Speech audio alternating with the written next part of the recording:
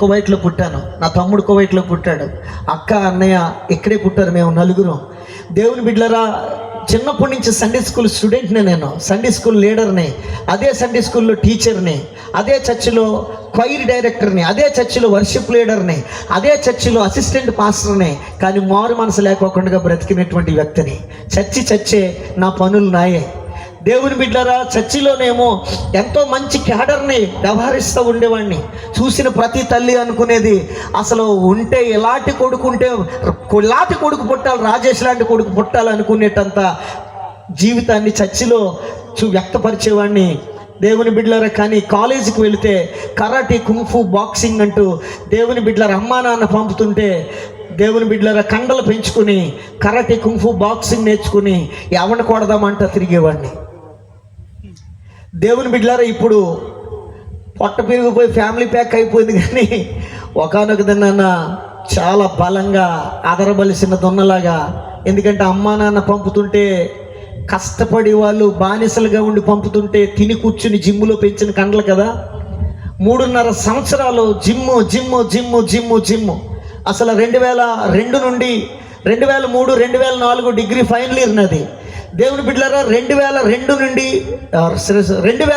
2004 వరకు కూడా జిమ్ వదిలిపెట్టలేదు నేను. ఉదయానికి ఉదయం, సాయంత్రానికి సాయంత్రం 4-5 గంటలు వర్కౌట్ చేస్తూ ఉండేవాడిని. చాలా బలంగా ఉండేవాడిని. నా దగ్గర ఫోటోలు ఉన్నాయి, అడిగితే చూపిస్తాను.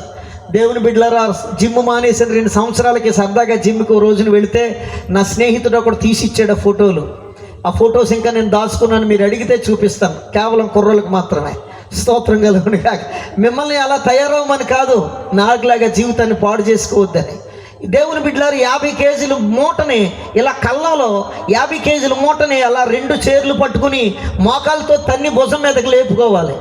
బాడీకి ఇలాగ బోరకి ఇలా ఆనుకుని లేపుకోవటం కాదు, ఇలా లెగ తీసుకు అమంతగా తన్నితే మోకాలతో ఆ చేర్లు పట్టి 2 పక్కల సెంగులు పట్టుకుని తన్నితే భుజాల మీదకి లేచిపోవాలి.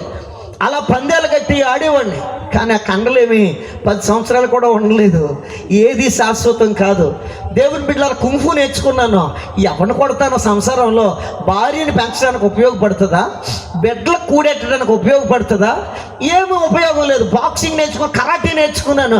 ఎవరిని కొట్టడానికి పని కట్టుకుని ఎవరితోటి ఏ యుద్ధాలు పెట్టుకుని అది పోరాటం, అది బతుకా నాకు? అది నాకు జీవితం ఇస్తుందా? అది నా కుటుంబాన్ని పోషిస్తుందా? దేవుని బిడ్డలారా, ఏమీ చేయదు. కానీ ఆనాడు నా చిన్నతనంలో బ్రూస్లీ, లేకపోతే జెట్లీ, జాకీ చాన్, ఆర్నాల్డ్ శ్వార్జ్నెగర్ ఇలాంటి సినిమాల ప్రభావం అంతా మీద పడిపోయి, దేవుని బిడ్డలారా అది చెయ్యాలి ఇది చెయ్యాలని అమ్మా నాన్న పంపుతున్నటువంటి కష్టార్జితాన్ని వ్యర్థంగా పాడు చేసినటువంటి వ్యక్తిని నేను. 2005లో వివాహం చేశారు. నీ బతుకు నువ్వు బతకరా అని వదిలేశాను. ఎందుకంటే మనుషుల్ని మోసం చేయొచ్చు, కానీ మోసపోకుడి దేవుడు విక్రయింపబడని నా దేవుని మోసం చేస్తూ బ్రతికాను కదా నేను. చర్చిలో ఒకలాగా, లోకంలో ఒకలాగా జీవించాను కదా నేను. దేవుని బిడ్డలారా, ఏం చేశారంటే, ఇక నాతోటి పడలేక మా అమ్మ నాన్న, మా అన్నయ్య కంటే ముందు నాకు పెళ్లి చేసేసి, ఆడు గల్ఫ్లో ఉన్నాడు, 11 సంవత్సరాలకు వచ్చాడు ఏకదాటిగా కష్టపడతా అమ్మ నాన్న దగ్గర. నాకు పెళ్లి చేసేసి ఇంక ఈడు మాట వినేటట్టు లేడని చెప్పేసి పెళ్లి చేసేసి నీ బతుకు నువ్వు బతకరా అని వదిలేశారు. అప్పుడు దాకా అమ్మా నాన్న పంపుతుంటే కూర్చుని తిన్నా నేను. దేవుని బిడ్డలారా, ఒక్కసారి అమ్మా నాన్న వదిలేస్తే ఎలా బతకాలో అర్థం కాక, వాళ్ళ మీద ఏమైనా సరే పోటీగా బతకాలని దేవుని బిడ్డలారా గొడ్డలి, రంపం, పగ్గం, గొడ్డలి, ఆ డొక్కు సైకిల్ కట్టుకుని చెట్లు కొట్టుకోవటానికి వీధులంటే తిరగటం మొదలుపెట్టాను.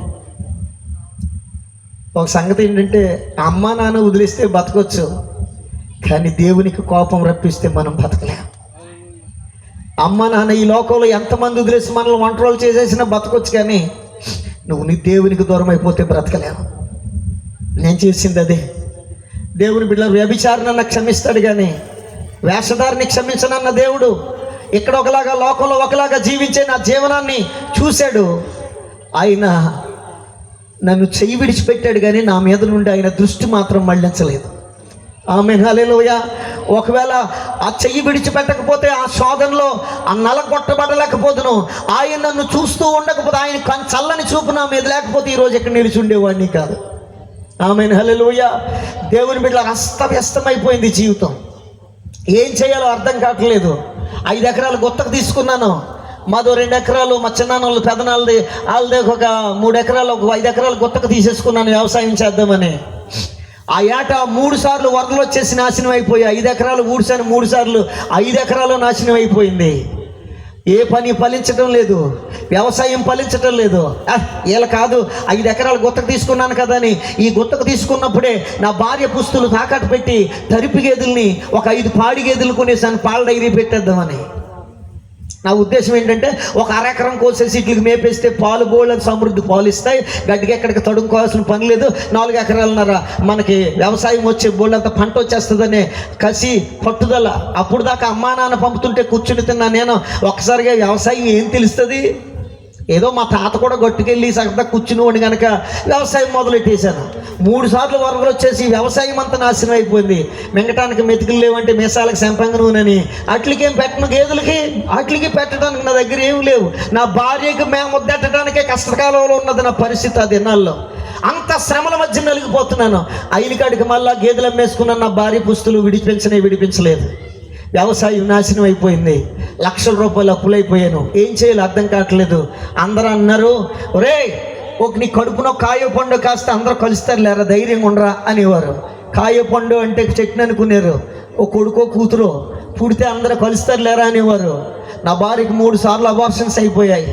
4వ నెలని, 5వ నెలని, 3వ నెలని, 9 నెలలు నిండిన తర్వాత కడుపులో పాప చనిపోయింది. బి నెగిటివ్ బ్లడ్ గ్రూపు 4%కి వచ్చేసింది. తను బతకటం కష్టమని చెప్పేశారు డాక్టర్లో. గర్భం బాగా నలిగిపోయింది. బి నెగిటివ్ బ్లడ్ గ్రూపు 100లో 1%కో 2%కో ఉంటుంది. అది దొరకాలంటే కష్టం. 4% వచ్చేసింది. గర్భం అంతా నలిగిపోయింది.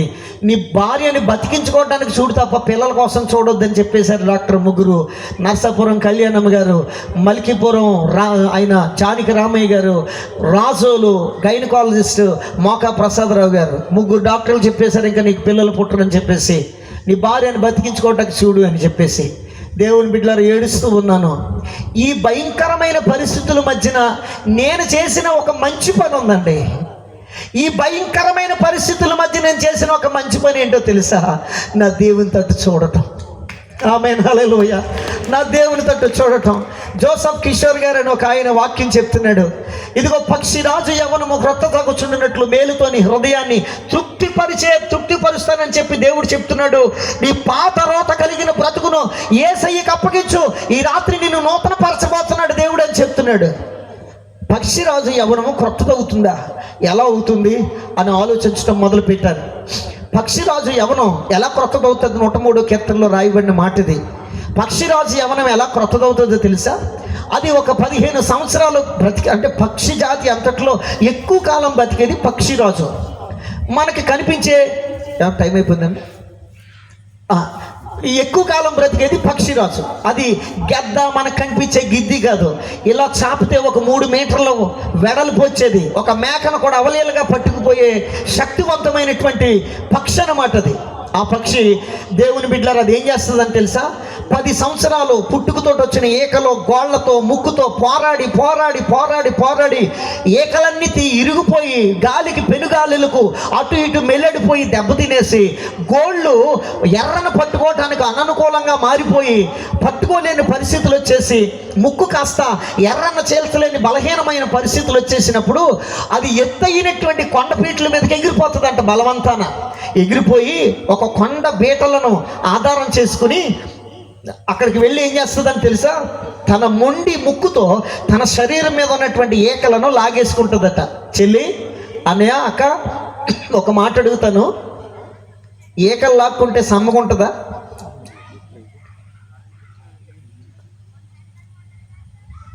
చెప్పరా? జుట్టు పట్టుకుని ఇలా లాక్కోండి 2 ఏకలు, 2 వెంట్రుకలలో లాగి చూడండి అని ఎదరోజు లాగి చూస్తున్నావా? ఆ బాధ నీకెళ్ళి తెలుస్తుంది అన్న, ఆయనకి తెలుస్తుంది. కానీ అలాంటి ఎదరున్నా అన్న వెనకాల లాగుతున్నాడు అన్న. దేవుని బిడ్డలారా ఒక మాట అడుగుతాను, ఏకలు లాక్కోవటం అంటే సరదాగా ఉంటుందా? ఎంత శ్రమ, ఎంత వేదన, ఒళ్ళంతా రక్తపు మాంసపు ముద్దలా తయారైపోద్దట. తన మొండి ముక్కుతో ఏకలన్నీ లాగేసుకుని ఆ కాళ్ళలో ఉన్నటువంటి గోరుల్ని మెలిపెట్టి ఓడగొట్టేసుకుంటుందట. మెలిపెట్టు గోరుకి దెబ్బ తగిలితే తట్టుకోగలమా?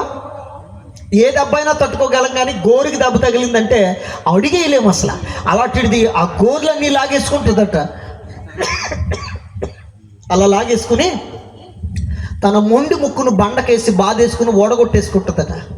అలా ఓడగొట్టేసుకుని అది ఒక రకమైనటువంటి రోత మూలుగును వినిపిస్తూ ఉంటుందట. గాలి వాటానికి తన రక్తపు వాసన, తన శరీరపు మాంసపు ముద్దగా ఉన్న ఆ మాంసపు ముద్దని గాలి వాటానికి పెట్టి నిలుచున్నప్పుడు ఆ స్మెల్ ఆ చుట్టుపక్కల ఉన్నటువంటి ఆ పక్షులు చూసి ఇది పెడుతున్న ఏడుపు కేకలు విని అది ఏమైనా పట్టుకొచ్చి తినగా మిగిలింది పడేస్తే తిన్నట్టు, లేకపోతే ఉపవాసలే.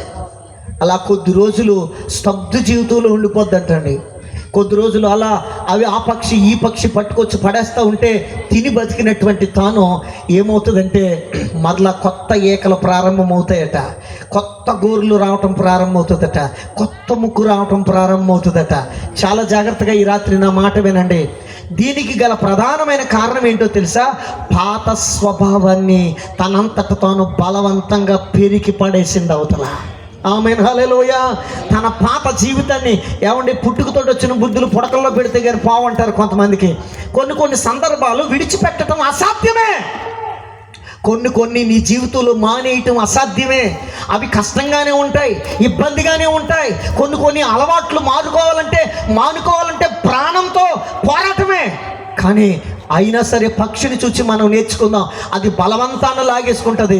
ఇప్పుడు ఈ 15 సంవత్సరాలు బ్రతికిందా, కానీ అది కొత్త ఏకలో కొత్త ముక్కు వచ్చిన తర్వాత 35 సంవత్సరాలు బ్రతుకుతుందట. ఆమేన్, హల్లెలూయా. నేనేమంటానో తెలుసా? ఇదిగో నీ పాత స్వభావాన్ని ఈ రాత్రి ఆ గెద్దలాగా బలవంతాన బాధ పెడుతున్న కష్టమైన నువ్వు వదిలించుకోగలిగితే నిత్య రాజ్యములు ఉండి అద్భుతమైన కృపను దేవుడు నీకు ఇవ్వడానికి సిద్ధంగా ఉన్నాడు. ఆమేన్, హల్లెలూయా. ఆ యొక్క వచనం చెప్తూ ఉంటే దాన్ని ధ్యానం చేసి నేను నా భార్య ఏం చేసామంటే 3 రోజులు ఉపవాసం ఉండి ప్రతి తప్పిదాన్ని పాపాన్ని ఒప్పుకుని ప్రభువుకి మా జీవితాలు అప్పగించాం.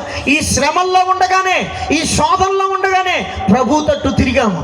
ప్రభు తట్టు తిరిగిన వెంటనే బాప్త్యసం పొందేసిన వెంటనే మేళ్ళ కట్టేసానో, కార్లు కొనేసానో, బంగ్లాలు కట్టేసానో, ఆస్తులు కొనేసానో నేను చెప్పడం లేదు. ఒకవేళ అవన్నీ విని వెంటనే కలిగితే మళ్ళీ నేను లోకంలో కలిసిపోదునేమో. కానీ నా దేవుడు ఎప్పుడు ఆశీర్వాదం ఎప్పుడు ఎలా ఉంటుందో తెలుసా? 30 అంతలో, 60 అంతలో, 100 అంతలో. ఆమేన్. క్రమక్రమంగా దేవుడు ఇప్పుడు ఆశీర్వదిస్తాడు. ఎవరికైనా అర్ధాంతరంగా ఒక 1/2 కేజీ బంగారం ఒళ్ళో పడ్డదంటే భూమి మీద నిలబడ్డాడు, బతుకుతాడా? నడమంత్రపు సిరి అంటారు. నడమంత్రపు సిరి ఒకడికి ఉన్నట్టుండి అర్ధాంతరంగా కలుగుతుంది. అప్పుడు దాకా రోడ్డు మీద ఉంటాడు, అర్ధాంతరంగా కలుగుతుంది. అక్కడి నుంచి ఎవడు మాట్లాడాడు? దేవుని బిడ్డలారా, నాకు తెలిసిన ఒక ఆయన ఉన్నాడు, ఇలాగంటాడు. 5 ఏళ్ళకి 5 ఉంగరాలు పెట్టి ఏదైనా గొడవ జరుగుతున్నప్పుడు అక్కడికి వెళ్ళి ఆగండ్రా అంటాడు. ఆగండ్రా అని ఎలాగనాలి? ఒరేయ్ ఆగండ్రా అనాలి. ఈయన అంటాడు ఒరేయ్ ఆగండ్రా అంటూ ఉంటాడు. ఆడికి ఏంటంటే 4 ఉంగరాలు వచ్చినాయి భార్యకు ఇటుకెళ్ళి. ఇంకా అక్కడితోటి ఈ చెయ్యి ఇలా చూపిస్తాడు ఆగండ్రా అని, ఈ చెయ్యి ఇలా చూపిస్తాడు ఆగండ్రా అని. దేవుని బిడ్డలారా, భూమి మీద నిలబడ్డాం. అర్ధాంతరంగా కలిగితే భూమి మీద నిలబడ్డా. నా దేవుడు ఏం చేశాడో తెలుసా? నాకు వెనువెంటనే నాకు ఆస్తులు ఇవ్వలేదు, వెనువెంటనే బిడ్డలు ఇవ్వలేదు, వెనువెంటనే ఆస్తులు ఐశ్వర్యాలు నాకు ఇవ్వలేదు. దేవుడు ఏం చేశాడంటే నన్ను చేయి పట్టుకున్నాడు. చేయి పట్టుకుంటూ ప్రతి శ్రమలో నన్ను నలగొడుతూ ఉన్నప్పుడు నాలో ఉన్న పరిమళాన్ని బయటికి తీయటం మొదలుపెట్టాడు. ఆమేన్, హల్లెలూయా. నేను ఒకటే అన్నాను, ప్రభువా, ఆ దైవజనుడు అన్నాడు, ఈ భూమి మీద ఎవరి ప్రేమ శాశ్వతం కాదు, నీ తల్లిదండ్రుల ప్రేమ కంటే కూడా ఉన్నతమైన ప్రేమ దేవుని ప్రేమ అని చెప్పాడు. ఆ ప్రేమకు నేను అనుకున్నాను, ప్రభువా, ఎవరి ప్రేమ లాంటి ప్రేమ కాదనేది.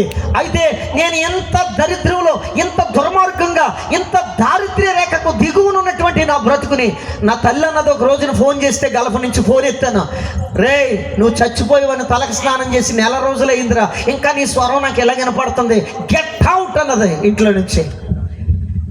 నా భార్యను తీసుకుని ఒక పాత పెట్టిలో బట్టలు పట్టుకున్నా, అలా చేలు మధ్యన ఉన్న ఒక బిల్డింగ్ ఎవరో కట్టేసి వదిలేస్తే 7 రోజులు వెళ్ళిపోయాను అక్కడికి, నన్ను చచ్చిపోదామని. ఈవేళ కాదు, రేపు కాదు, ఎల్లుండి కాదు అని ఆ దొడ్డేపున గోడ దూకేసి వెళ్ళిపోయి ఆ బిల్డింగ్ అక్కడ ఎవరు రారు, అక్కడ దెయ్యాల కొంపది. ఆ అరుగు మీద పడుకున్నాం ఒక 7 రోజులు.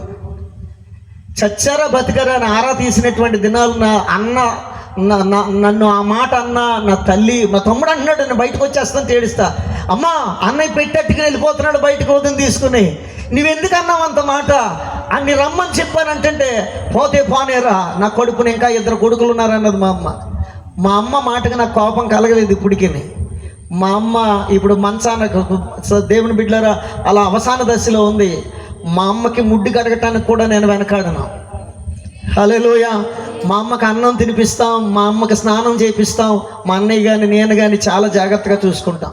అవేమీ నాకు బాధ అనిపించలేదు, ఎందుకంటే నేను వాళ్ళకి కలిగించిన బాధలు అలాంటి. ఏ తల్లి తండ్రి కూడా ఎవరిని కూడా ఎప్పుడు మనసారా శపించడానికి ఇష్టపడరండి. మనం తల్లిదండ్రులను అపార్థం చేసుకుంటాం. అది నాకు తెలియటానికి నాకు 2 బిడ్డలు పుడితే తప్ప అర్థం కాలేదు. దేవుని బిడ్డలు అలాంటి భయంకరమైన పరిస్థితుల మధ్య దైవ జనాంగం నలిగిపోయినటువంటి నన్ను ప్రభు ఏం చేశాడంటే అంచెలంచెలుగా క్షణక్షణం నలగొట్టి నాలో ఉన్న పరిమళాన్ని బయటకు తీస్తూ పైకి లేవనెత్తుకుంటూ వచ్చాడు. దేవుని బిడ్డల 3 డాక్టర్లు నీకు పిల్లలు పుట్టరురా అని చెప్తే నేను దేవుణ్ణి అడిగాను 2010లో, ప్రభువా తండ్రి నువ్వెంత గొప్పవాడువో నాకు తెలుసు, నా భార్యకి బిడ్డ కడుపులో చనిపోయి హాస్పిటల్లో ఉంది. నా ఫ్రెండ్ ఒకడు రాము అని అడిగి నేనంటే చాలా ప్రేమ, మేమిద్దరం క్లాస్మేట్స్ బెంచ్మేట్స్. ఆడేం చేశాడంటే అప్పటికే బైబిల్ పట్టుకుని వాక్యం చెప్తున్నాను. అప్పటికే ఒక 3 సంవత్సరాల నుంచి పరిచర్యలో సువార్తకు బయటకు వచ్చేస్తున్నాను. అంతకుముందే సేవలో ఉన్న పరిపూర్ణంగా ఒక 2007 నుంచి సేవలోకి పని కట్టుకుని మనం బైబిల్ పట్టుకుని బయటకు వచ్చేస్తున్నాం. 2009లో బిడ్డ చనిపోయింది. బిడ్డ చనిపోయిన తర్వాత 3 డాక్టర్లు చెప్పారు ఇంక పిల్లలు పుట్టరని. వాడు నన్ను హాస్పిటల్లో చుట్టకు వచ్చి, నా భార్యను చుట్టకు వచ్చి నన్ను కాలర్ పట్టుకుని ఇలా గుండెల మీద పట్టుకుని ఇలా అంటున్నాడు, రే ఇంకోసారి బైబిల్ పట్టుకున్న ఇంటికి వచ్చావంటే కనుక నీ బైబిల్ని నా చేతులతో చింపేయాల్సి వస్తుంది, ఈ కుంటుకాలతోటే నీ గుండెల మీద తన్నుతాను అన్నాడు. యారా అన్నాను. అదేమన్నాడు తెలుసా, ఏం చేశాడరా నీకు దేవుడు, యేసు ప్రభు దేవుడు అని చెప్పేసి ఊరంతా చాటం మొదలెట్టావు, ప్రతి అరుగెక్కి గొంతులేస్తున్నావు, ఏం చేశాడో నీకు యేసు ప్రభు అన్నాడు. నేను అన్నాను, ఒరే ఇంకా నాలోనే ఏదో లోపం ఉంటుంది తప్ప నా దేవుల్లో లోపం లేదురా అన్నాను ఏడుస్తూ. ఆడి చేతిలో నా కాలర్ ఉంది, నేను ఏడుస్తూ చెప్పిన మాట, నా దేవుల్లో ఇంకా లోపం లేదురా, నాలోనే ఇంకా ఏదో ఉండుంటుంది అన్నాను. దేవుని బిడ్డలారా నా చేతులతో అలా తోసిపడేసి హాస్పిటల్లో ఆ రూమ్ తలుపుని కుంటుకాలతో తన్నేసి వెళ్ళిపోయాడు. ఓ సంగతి చెప్పన, ఆడికి ఆడి భార్యకి కూడా నేనే బాప్తిస్మ ఇచ్చాను. ఆమేన్, హల్లెలూయా. ఆడికి వాడి భార్యకి కూడా నేనే బాప్తిస్మ ఇచ్చాను. దేవుడు అంత ఆశ్చర్యకరమైనటువంటి స్థితిలోనికి నడిపించాడు. దేవుని బిడ్డలారా అలాంటి దౌష్టికమైన పరిస్థితుల మధ్యన ప్రభుని అడిగాను, ప్రభా నువ్వెంత శక్తిమంతుడువో నాకు తెలుసు, నువ్వెంత బలవంతుడువో నాకు తెలుసు, కానీ వీళ్ళకి రుజువులు కావాలి. నాకు నీ దగ్గర నుంచి రుజువులు అవసరం లేదు, నేను చెప్తున్నటువంటి మాట ఇది నిజం అని చెప్పడానికి నాకు ఒక సహాయం దయచే ప్రభు అని ప్రభు దగ్గర అడిగాను. 3 డాక్టర్లు అప్పటికే చెప్పేశారు. తిరిగి మరలా దేవుడు నాకు వాళ్ళెవడరా చెప్పేది, నేను కదా ఇచ్చేవాడిని, ఒక కుమార్తెని కొడుకుని ఇచ్చాడు. అదిగో నా కొడుకు ఇక్కడే ఉన్నాడు. ఆమేన్, హల్లెలూయా. నా కూతురు పేరు జ్ఞాపిక హదస్స. పొడవుగా ఉంటుంది, 10th పాస్ అయింది, 1st క్లాస్లో. కాకినాడ ఆదిత్య కాలేజీలో జాయిన్ చేశాను. ఈ సంవత్సరం వెళ్తుంది, June 4th నుంచి. ప్రార్థన చేయండి మీరంతా. నా కొడుకు ఇప్పుడు 9thలోకి వస్తున్నాడు. లేవి జోన్స్ ఆడు పాకుతుండగానే ప్యాడ్స్ వాయించడం మొదలు పెట్టేశాడు. నిజం, ములక్కాళ్ళు ఇంట్లో వండుకొని ఇచ్చేవాడు కాదు, ములక్కాళ్ళు పాకుతూ వెళ్ళి ఆ క్యారియర్ బ్యాగ్లోంచి తీసేసుకుని బాధేస్తూ ఉండేవాడు. ఇప్పుడు గట్లాగా అమ్మ బోళ్ళు అని గొడవ పెట్టేస్తూ ఉండేది. దేవుని బిడ్డలారా బాధ చూడలేక ఒక చిన్న రాక్ స్టార్ ప్యాడ్ కొని ఇచ్చాను. దాన్ని కూడా ప్యాచలు పీకేసాడు కొట్టేసి. ఇది లాభం లేదని చెప్పేసి ఇంకా సేమ్ సెటప్ అలా ఒకటి SX ఒకటిని 30 ఒకటి తీసుకుని ఇచ్చాను. 3 మందిరాల్లో కీబోర్డిస్ట్ ఒక్క ఆయన్నే పిలుస్తాం మేము. దేవుని దయ వల్ల అన్న ఆడి ప్యాడ్స్ వాయించేస్తున్నాడు. స్తోత్రం కలుగునుగా. హల్లెలూయా. ఎంతో ఆయన తట్టు నేను తిరగడం మొదలు పెట్టాను. కొన్ని బలవంతాన నా జీవితంలో తెచ్చుకోవడం మొదలు పెట్టాను. ప్రభు తట్టు దేవుని బిడ్డలారా తిరిగాను. నన్ను దేవుడు వృధాగా విడిచిపెట్టలేదు. దేవుడు అంచెలంచెలుగా ఆశీర్వదించాడు. 3 సంఘాలకి కాపరిగా చేశాడు. 7 సార్లు చచ్చిపోదాం అనుకున్న నా జీవితాన్ని, చస్తే నా సమాధి మీద పిచ్చి మొక్కలు మొలిసిపోవలసిన నా జీవితాన్ని, నా తల్లి కూడా నా కడుపున 4 కొడుకుల్లో రాజేష్ అని వాడు పుట్టాడు అన్న సంగతి మర్చిపోయి ఉండేదేమో నేటికి. దేవుని బిడ్డలారా 7 సార్లు చచ్చిపోవలసిన నన్ను ఈరోజు నా 100 మందికి 1000 మందికి ఎలా బ్రతకాలో నేర్పించే స్థాయిలోనికి నడిపించాడు. దేశ దేశాలు దాటిస్తున్నాడు, రాష్ట్ర రాష్ట్రాలు ఊరేగిస్తున్నాడు. ఏమని చెప్పాలండి నా ప్రభు ప్రేమని? ఒక మాటలో చెప్పాలంటే యేసన్ గారి పాటలో ఒక పాట ఉంటుంది, ఊరేగించుచున్నావు విజయోత్సవముతో యేసయ్య నీ కన్న తోడెవ్వరు లేరు ఈ ధరణిలో. ఊరేగించుచున్నావు విజయోత్సవముతో యేసయ్య నీ కన్న తోడెవ్వరు అని వదిలేను. టైం అయిపోయింది కాబట్టి నేను ముగించడానికి ప్రయత్నం చేస్తున్నాను. దేవుని బిడ్డలను చాలా జాగ్రత్తగా ఊరేగిస్తున్నాడండి. ఏమని చెప్పను? ఆయన తట్టు తిరిగిన నన్ను. ఈ రాత్రి చెప్తున్నాను, ఒకవేళ నీ జీవితంలో ఉన్న శ్రమలకు నీ చేతి పనులే కారణమేమో, ఆ వాటికి నువ్వే అయినా, ఇదిగో ఒకవేళ దేవుడు నిన్ను ఆయన తట్టు తిప్పుకోవడానికి చేసే ప్రయత్నం అయినా, ఈ రాత్రి సమాధానం ఒకటే, యేసే నీకు సమాధానం.